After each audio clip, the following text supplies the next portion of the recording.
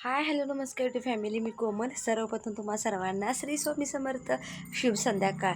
आणि आता संध्याकाळचा व्हिडिओ काढायचा आणि अशा पद्धतीने काढायचा, कारण की माझ्या व्हिडिओमध्ये तुम्ही नेहमी बघता की स्वयंपाकाचं, बाकी मुलांचे म्हणा किंवा बाकी इकडचे तिकडचे असे म्हणजे बरेच असे व्हिडिओ असतात. जास्तीत जास्त माझे व्हिडिओ हे स्वयंपाकाचेच आहे.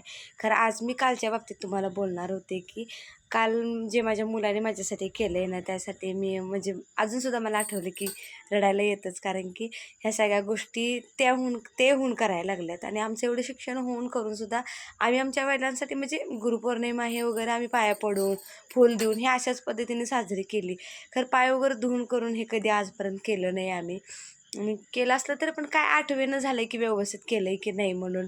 खरं जे मुलांनी केलं ना, त्याचं खरंच असं मला तर असं वाटतं की आम्ही पण आमच्या आईवडिलांसाठी आणि करा केलं असतं ते जवळ असले असते तर. आणि जाणं तर शक्य होत नाही, तुम्हालाही माहिती आहे की पाऊस इतका भरपूर व्हायला लागला आहे.